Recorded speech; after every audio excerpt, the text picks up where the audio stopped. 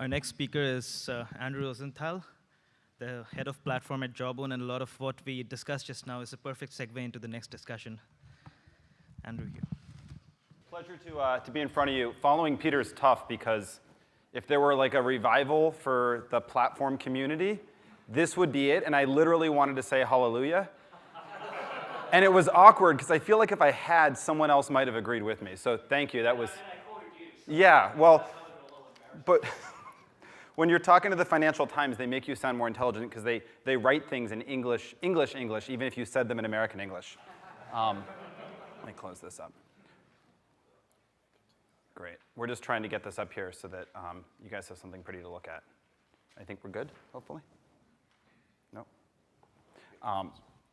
I'll get started while we're getting that set up. So I'm Andrew Rosenthal. I'm with Jawbone. We're based in San Francisco. I lived in Boston for 2 years, and I never once remember a day where it was this nice out and not humid. So it's awesome to be back. I work in wearable devices, is what most people think. I like to think I work in platform, and hopefully I'll be able to convince you at least part of the way. How many of you are wearing a wearable device of some sort? Okay. How many of you have one that's visible? Anybody have one that's not visible? It's surprising. Let's see what we're doing here. I did a smaller company before Jawbone called Massive Health. We were just focused on tracking food. So when I came to Jawbone, my mindset was very much, how do we help people track things? But I ended up in a hardware company, which was very surprising to me because anyone who's done hardware knows it's wildly different, everywhere from the types of people who are involved to the tenure at the company to the pace at which you change things. So the hard thing for me was showing up at a hardware company. The easier thing was focusing on the problem we have been trying to solve from the very beginning for people, which is how do we help them with their goals? If their goals are weight loss, recovering from surgery, knowing themselves, sleeping better, and I'll walk you through some of what we're doing. I can just hold the laptop up and show everybody. It worked earlier today, I promise. So I'm going to get started. Jawbone's a company which has been around for 14 years, which is really long for most tech companies. It's certainly not a startup. It's about 500 people. It's got offices in Pittsburgh, in San Francisco, in the South Bay as well, in Seattle, London, New York. It's a company that's had a reputation since long before I was there for disrupting things through design. Anybody had a Bluetooth headset back in the day? Okay, the very first ones Jawbone had, long before I was there, had a wire on them. They were wired headsets. But the reason that they disrupted things is because they canceled out all the noise around you. The Bluetooth headsets that Jawbone brought out, they were better, but they were also a lot more expensive. But the reason they won in the marketplace is because they just looked so different. The design was compelling that people were willing to pay for them. And they got rid of their old clunky ones with lights that blinked as they talked, and they were the Jawbone one around instead. How many of you listen to music at home or at work? Who plugs in? Keep your phone up if you plug in your phone to your speaker. So 2 years ago, a year ago, everyone would have kept their hands up. Everyone plugged in. And then Jawbone and others came along and proved that if you just make Bluetooth really simple and easy, and you make it wireless, and you design something really well, people will actually pay more for a speaker, which is effectively, at least initially, effectively just another speaker.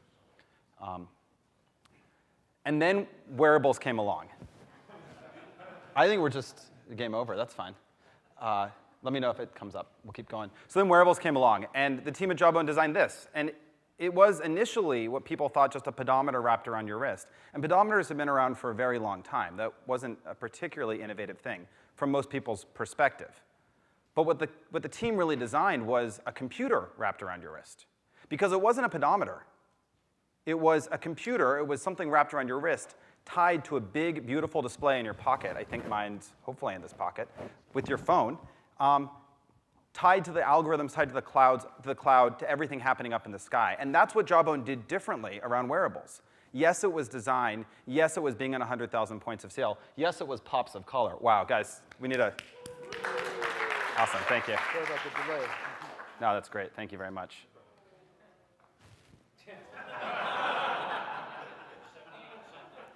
It's fine, we're good. We got wearables and disruption happening. Yeah, exactly. Let's turn it off and on. Okay. So that was then. There we go, it's a mystery. That was then. That was hardware tied to the algorithm, tied to the cloud, and Jawbone got a lot of great press, and people started to love the product, which was important. But what we've been fighting really hard to do is to make the case, this is fascinating to figure out how, is to make the case that it's not about hardware.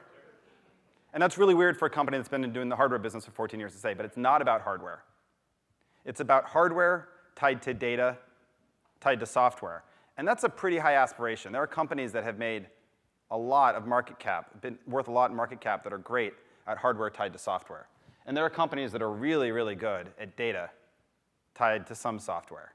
There are not companies out there at scale that are really good at hardware and data and software. So the aspirations are pretty high. But I want to walk you through how we're looking at platform, and it doesn't really have to do with wearables, unfortunately, if that's what you wanted to hear about. It has to do with experiences and with engagement. So the Jawbone system, you wear it, it helps you sleep better, move more. There we go, wow. It helps you know yourself. It answers questions that you've always wanted to know, like, what can I do tomorrow to be better than I am today? And eat, sleep, and move are really nice vectors on which to start, and that's still our core organizing principle. But I'll show you some of the things we're doing that are wildly different and kind of surprising, I think. So taking a step back from what we do, because this isn't about Jawbone, I wanted to give you our perspective on what we see happening in the market. We see you at the center of everything. But around you, around that wearable, around that hardware, if it's hardware, or the app running on your phone, if that's what it is, we have the ability now with signals and with context to add identity and access, right? Theoretically, you could imagine that the thing on your wrist also lets you pay for something or swipe into a building. And also to add to that a sense of activities. And activities isn't just working out. Activities may be having walked across the river rather than waiting for the Uber. That's an activity, and that's the kind of thing that adds up into something meaningful. So if you get a sense of what's happening and you understand activity, you can start to make recommendations and see change. And of course, underlying all those things are the signals, the biometrics that most people are focused on when they look at the back of the box. Does it measure this? Does it measure that? That stuff's important.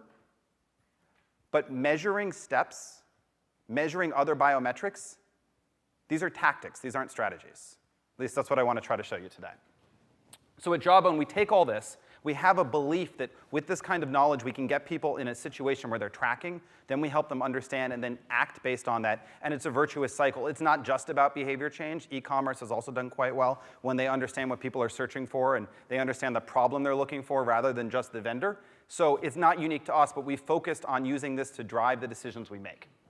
So I want to talk to you about behavior change because I spent 3 years inside a great cognitive behavioral therapy lab doing really good research that, of course, never really got commercialized, which is the reason I got into tech in the first place. But I have deep respect for what academics at MIT and elsewhere have developed when it comes to creating and validating knowledge. And I want to show you some of the things we've done that are helping push things forward.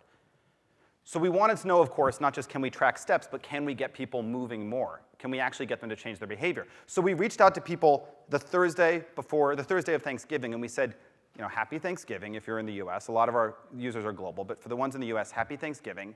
By the way, this Thursday tends to be really bad for people. They sit, they eat, they talk to their family. Now, those are good things overall, but if you're focused on getting in steps, they're really, really bad. So all we did is say to one group, Thursdays tend to be good for you. You usually get 7,328 steps. This Thursday could be bad. Watch out. We didn't tell them what to do. The other half, we just said, happy Thanksgiving, enjoy your turkey. And people love that, too, because we measure engagement. And it's amazing what people will love and share with their friends when their app is talking to them. But for the people for whom we said, don't let this Thursday be any different than other Thursdays, they actually walked more. They literally took more steps. Now, that's really cool, because at the end of the day, behavior change is pretty hard. Design makes it easier. But getting it right is hard. And getting it right at scale in a replicable way is very difficult. When it comes to sleep, we did the impossible. We got people to bed earlier. And that's really hard for people that are looking at their screens for guidance throughout the day. But it turns out that nights when my fiance is in town, if I'm up late working, she'll say, Andrew, are you going to stay up late tonight or are you going to come to bed? And I'm probably more likely than not to say, I'll finish this stuff in the morning. When she's out of town, it's a free-for-all. I'm up late working, I'm trying to get through things, I'm trying to finish stuff up. That's human relationships, that's messy stuff, it's not technology. But we took technology and we asked, how can we productize those kinds of learnings? And we actually built a prompt in the app that asks you, tonight, given your previous history, trying to hit your sleep schedule, our knowledge of your data, tonight, are you willing to try to get to bed at a certain time? And we call it a today I will. And today I will is a little pledge that you don't have to answer, but you can choose to. And for people who chose to accept that today I will around sleep, they got to bed 23 minutes earlier. And that's actually huge if you think about data at scale. Now, unlike all the sleep research out there, which is world-class and funded by hundreds of millions of dollars of NIH and other money, we didn't do this on a 20-person study or a 400-person study. We did it on a 40,000-person sample size, and we replicated it. So these are the types of things that happen when you have access to a platform for behavior change. Now, this is obviously, like I said, preaching to the choir, but platforms involve assembling the right resources and making them accessible, not trying to own every last bit of it. And one of the key resources for a behavior change platform is computational power. Another one is simply masses of data if you're trying to understand people at scale. But finally, it's the people. It's having access to people, because everybody's special and messy and unique. And as soon as you try to generalize, you lose some of the ability to actually change. And I'll explain why. So it's truth here. It's accepted on the 6th floor of the Media Lab on the 25th of July that platforms always win. But there are some people that don't believe that. But here we know that's the case. I want to walk you through some of the stuff that's actually happened, though, around behavior change and data, because there's a lot of junk out there. And I was in the space of apps that try to get you to track your food and eat better. Don't get me wrong. There's good work. But at the end of the day, you get apps. If you search for sleep in the App Store or the Google Play Store, you will get loads and loads of apps, many of which are backed by research. And much of that research is quite good. In fact, much of that research has led to people getting posters or getting grants or even giving a keynote at a medical conference. And if you actually peel it back, much of that research is phenomenally well validated and replicated. Because there are people who are trained as academics to produce knowledge and validate it. And they have an amazing system to do it. The old way of doing it is putting people in a sleep lab, watching them sleep, intervening, watching, and seeing if it changes anything. But if you're trying to help regular people out and about with their own issues sleep, monitoring somebody in a sleep lab for 3 nights at a cost of $6,000 is not generalizable. It may work to a great degree of replicability and validity to a certain sample size, but the errors we make as we try to do behavior change at scale is to generalize up from things that work for a narrow population. So I'm going to show you why I think that's a problem. The thesis is that platforms always win at behavior change. And this is kind of hard to say as someone who came out of a lab where we focused on trying to make people resilient and happier and less depressed and less anxious by carefully validating things in one environment and then trying to replicate them out. So behavior change works, from my perspective, and at Jawbone, when you get the right stuff, the right solution, to the right person at the right time. It's not rocket science to say that, but it's hard to do. And if you think about it, we look at things in terms of a pyramid. And Marshall actually came and joined us about a month ago and sat with the company talking through platforms and how platforms win. And you know something's been successful when the engineers start using that as evidence to challenge decisions and prioritization. And that's exactly what happened in the month after Marshall left. So this really resonated with our team. So again, platforms always win, truth. Platforms are necessary for winning in behavior change, and I think I'll show you why. When it comes to behavior change and getting people to do things differently, there are a lot of levels at which one can play. The soda tax was actually a really phenomenal way to get people to stop consuming the same number of cheap calories in New York City, same as taxing cigarettes. It works. We know that it works, and it's replicable. But that's mass market. That's literally taking a blunt instrument and just changing something. Behavior change is, like I said, the right solution to the right person at the right time. So you level up from there, and you think about exercise guidelines, federal guidelines. In spite of what we say about nutrition guidelines, and the reality is Americans think it's more difficult to make sense of a nutrition label than it is to do their taxes. That's true. So in spite of what we think about nutrition guidelines, they actually do shift people's behavior. So you legislate something with tax that affects everybody. Nutrition guidelines, people have to be more open to them. You have to be a certain size store or restaurant to report out your caloric findings. It's not one size fits all, but it is still a broader instrument. And it works. It may actually make it so that really calorie-rich, bad-for-you food is either less accessible or at least more visible and understandable in the context of things. But as you level up in UK, we took care of the soda tax. We're trying to get people to eat healthier. How do we get the right person, the right thing to the right person at the right time for the ultimate amount of behavior change? You then meet with a nutritionist or a physician, and she tells you, listen, for your diet, for your goals, you need to eat more of this and less of that. That's actually really effective as well. Again, hard to scale, hard to access, but it's really effective. But that nutritionist, on the best day, may be seeing 8 or 9 patients. And I tried to see one recently. It was a mess to try to get it reimbursed. It ended up costing me $200 out of pocket. And we only got in one session. And I think we needed to have 10 for me to have the aha moment about what to actually eat differently. So it works, but it's not as easy and it's not as targeted as needed. So as you move up this pyramid, the question becomes, what's going to work at the very top? How are you going to target? How are you going to select? Now, this is not a question unique to behavior change or unique to wearables. There are actually some other people out here that have asked this question. You look at the Netflix prize. Fundamentally, the Netflix prize was a matching solution, a matching assignment, right? Can we match? Can we make a recommendation for Brian, which is a better recommendation by at least 10% compared to what the other algorithm did before, compared to what Cinematch?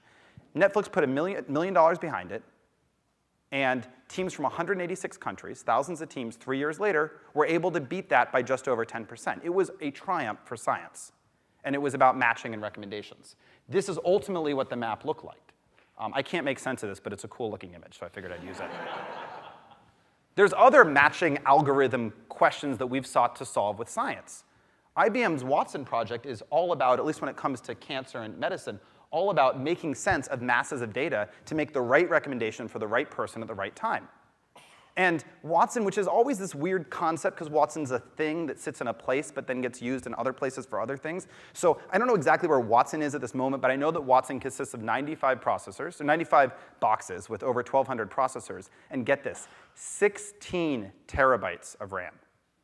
16 terabytes of RAM. So 3 years for Netflix, $1 million, 186 countries, thousands of teams. Watson, a huge investment. And what Watson was trying to do was simply to get better than a clinician at taking all this open source, open-ended stuff and making sense of it. So looking at what is effectively a case write-up that a physician, a clinician might see, trying to code for things in it, and ultimately trying to make a recommendation, trying to match a diagnosis with a patient. It's really hard. And if IBM, that has been doing this for years, if Netflix, which had put $1 million behind it, if it takes them an army of an open platform and an army of people working on things to do it, how can any one behavior change app actually be the right solution to reducing diabetes for the average person or for getting somebody moving from the couch to 5K? It's ludicrous to think that there's one solution, yet there are countless companies out there pitching here in Boston and up and down Sound Hill Road saying they have the solution for health problems. They've got the solution for behavior change. And I was one of them, and it's a far reach. So at Jawbone, what we did is we put together a platform. And thinking to the platform theory that we've been talking about all day, we assembled a bunch of resources. We made them frictionless in terms of how accessible are they. We kept a very, very high bar for quality, and I'll show you what I mean by that. And we let people run with them. I mean, yes, the Jawbone Up is a wonderful system that you buy out of the box. It measures your sleep. It measures your steps. It helps you understand yourself and live better. And it works out of the box. It's a beautifully integrated experience that we build most, or if not all of that. But at the same time, coexisting with this beautiful integration, it is an open platform on which people can do whatever they want. And the most interesting things happening on our platform that are driving change are not the usual things about sleep and steps that you might expect, and I want to show you some. So far, so good? Platforms, pyramids, our belief is it's got to be open. There have to be a lot of different solutions to try to drive behavior change. Hallelujah. There we go. So the best thing about going toward the end of the day is everybody's already introduced these different companies, so there's no kind of context setting. Nest, obviously great. It's, someone talked about it being the hub, the future of the home. The Nest thermostat, which is one of the products out there now, can control your home, can understand when you're home alone or when there are a lot of people and change the temperature. Understand when you're away or when you're home and change the temperature. Connected to the Jawbone Up, it can now make sure that your temperature in your bedroom is the right temperature for sleep. And that sounds simple, but until the Up came along, sleep was unknowable. Nobody really understood how long it took them to fall asleep, how many times they got up in the night, if they were actually asleep for 7 hours if they went to bed at 1 a.m. and got up at 8 a.m., or once they started measuring, they tossed and turned, it took them a while, then they got up a couple times, and a train went by late at night, and you could see them waking up. So sleep was unknowable, then we came along and started measuring it. And it's Jawbone, so we put it in context and help them understand it. And now with the connection to Nest, if you're getting up because it's too warm in your room, this system could actually start adjusting the temperature and turning it down for you. And of course, since this is the Northeast, if you're about to get up, and we know when you're about to get up given the tracking, we can make sure that the heat is on and the house warms up for you in the morning, which is also pretty helpful. So this is an example of something happening on the platform which is not traditional health and wellness, but absolutely critical to long-term engagement. The next one is one of my favorites because it's a picture of a puppy, so everybody loves this slide. It's a little pixelated, but on the far right is a puppy. The puppy is wearing something around his neck. Does anybody recognize what that is? It's really hard to see, I'm sorry. Yeah, Carlos? It's something, okay, that's good. It's called the whistle. It's not anything we make at Jawbone. It is a tracker for your dog, and you can laugh now, because it's a tracker for your dog that's as expensive as a tracker for your spouse. But you bought one? Okay, so you bought it. Your dog's wearing it now? Because you are fascinated to know if your dog was actually asleep watching TV or running around while you were gone, right? So people love this stuff, and they'll pay for it. And that in and of itself is great. That is valuable in and of itself for pet owners. But all of a sudden, Whistle integrated to our platform, and now when you go for a walk with your dog, that data comes into the up system, and we understand that you got those steps because of walking with your dog. Now that's really cool, especially for engagement in an app when you see pictures of your friends' dogs. But imagine if we're not here, but we're over at MGH, and we're in a diabetes lab, and we're a health coach trying to coach people to change their behavior. Saying to someone, park at the far end of the parking lot and walk in, and the average person gets 800 steps is generalized. It's not specific enough. Saying to someone, well, it's beautiful out during the summer, you should walk more in the summer, generalized. Now, if you knew the exact weather and the fact that they had plenty of time before their first meeting, maybe you could recommend that. Technology can help. But context opens whole new doors. Imagine being able to say to someone, I don't know your name, sorry. Sam. Listen, Sam, you tend to be 900 steps under your goal around 8 p.m. And we do that right now at Jawbone. We fire people information saying that you're this far from your goal, go for a walk, you're likely to hit it. Imagine if we said, Sam, the dog hasn't been walked, and every time you walk the dog, you get your 900 steps in. That's the kind of stuff which really allows us to start doing behavior change on the platform. And the only way this ever would have happened was by opening this up, because who would have ever thought to go do business development with a dog tracking company? Automatic. We're moving further and further away from health. This is familiar to anybody? Okay, so automatic, people have them. You put it in your car. Any car from 1998 or onward has the ability to plug in something to your computer and understand your driving patterns, which is actually really cool. So if you're driving, the things people tend to care about is wasting money on gas or being a poor driver, especially if you've got kids at home. So automatic gives you a whole view. And of course, all these companies are based in San Francisco, so their screens obviously show them like in the Mission District and driving up and down, raising money. If you're raising money on the East Coast, you should change your screens.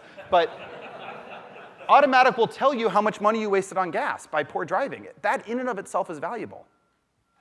But when you connect it to your Jawbone up, it'll actually tell you how many steps you lost by driving 2 miles or less. So this puts it in context. In and of itself, these things are relevant. They have their own business, their own value created. But we built a platform to allow people to create value on top of what we have. We've opened up almost all of it. There's some we hold on to dearly. And we've applied a very, very high bar for quality. So we've got thousands of developers worldwide, but there are about 25 right now that we're featuring, because we think that they open up experiences that are remarkable. So there's no good behavior change solution. There are only good behavior change solutions.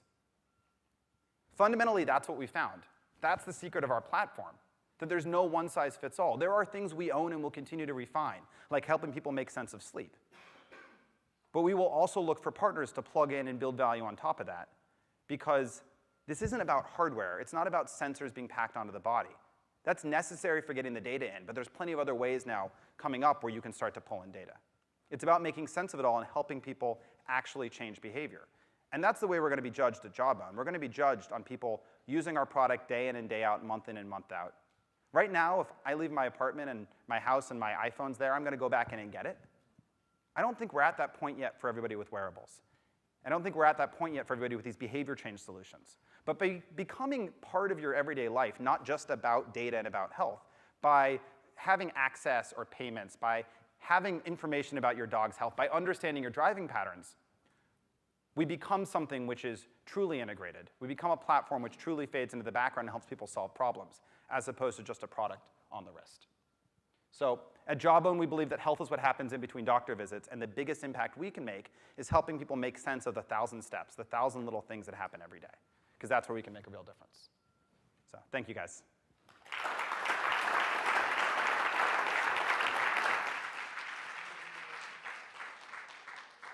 We have time for questions, or?